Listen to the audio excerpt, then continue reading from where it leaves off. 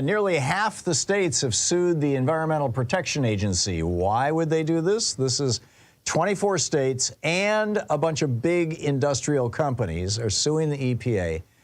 Turns out that very, very fine particles, these 2.5 micron particles, really wreak havoc with the human body and basically all other animals too.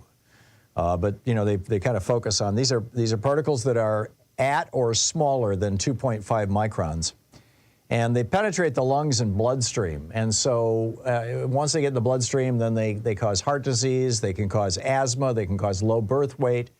There is some speculation that they can cause diseases of the brain. Whether they're passing the blood-brain barrier, I don't know. But you know, I've seen articles to that effect.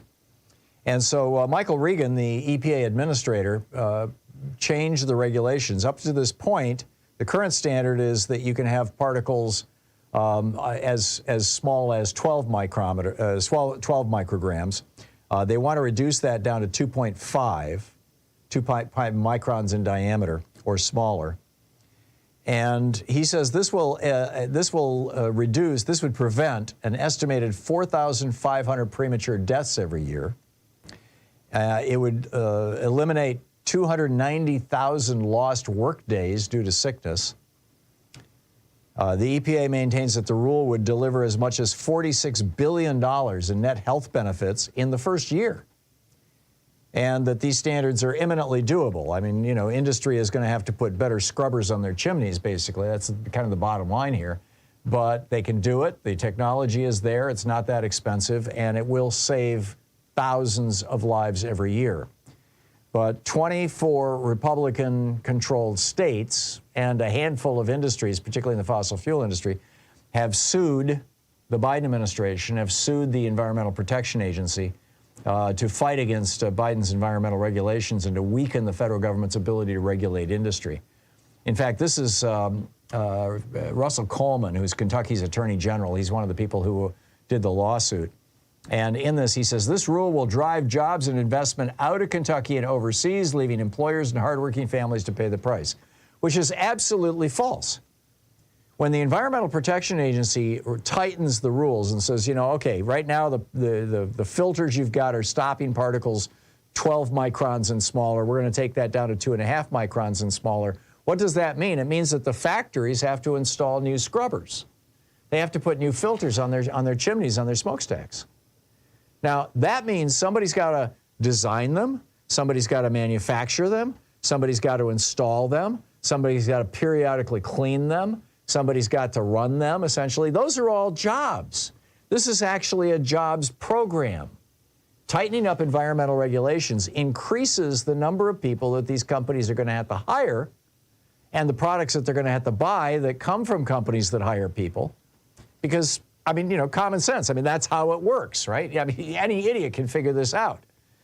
But apparently, Russell Coleman, the Attorney General of Kentucky, is not any idiot. He's just a generic idiot. He says this rule will drive jobs and investment out of Kentucky and overseas, leaving employers and hardworking families to pay the price, as I mentioned just a moment ago. By the way, it's not like they're saying you have to do this tomorrow. They're giving the states 18 months to develop a compliance plan. And that plan then does not have to be completed until 2032. It is currently 2024, so that's 8 years from now. So they don't even have to, I mean, yeah, all they've got to do is come up with a plan here in the next year and a half, and then, you know, they have 8 years to put that, or an additional 7 years to put that plan into place. But still, you know, hey, it's going to cost a little money for industry to do this, and industry doesn't like their profits being reduced. To hell with 4,500 dead Americans every year, or, you know, hundreds of thousands of disabled Americans with heart disease and emphysema and cancers and things. That doesn't matter to these Republican secretaries of state or attorney generals, excuse me. That doesn't matter to them. It doesn't matter to the corporations. They only care about the bottom line and how much of that money on the bottom line is being transferred from these big corporations into the campaigns and pockets of Republican legislators. The states that have joined the lawsuit include West Virginia, Alabama, Alaska, Arkansas, Florida, Georgia, Idaho, Indiana, Iowa, Kansas, Louisiana, Mississippi, Missouri, Montana, Nebraska, North Dakota, Ohio, Oklahoma, South Carolina, South Dakota, Tennessee, Utah, and Wyoming. And if you noticed one thing in common with all of those states, they're all controlled by greedy Republicans who want corporations to have more profits, even if that means that citizens in their states die. I mean, this has been going on for a long time. Everybody's heard of Cancer Alley, right? It stretches from central and eastern Texas right across Louisiana into Alabama, and it's the downwind of the refineries. The downwind of the you know, and why is that? Well, because the refineries are spewing poisonous gases and particulate matter. And it goes downwind, and people inhale that stuff, and they end up with high levels of cancer. I mean, we've known this for 50 years. But do something about it? Nope, sorry. Texas has no interest in doing something about it. Louisiana has no interest in doing something about it. Alabama has no interest in doing something about it. What they've done is they've made sure that most of the people in those downwind communities are black people. So, you know, they definitely don't give a damn about it. I mean, this is you know, structural, systemic racism on steroids.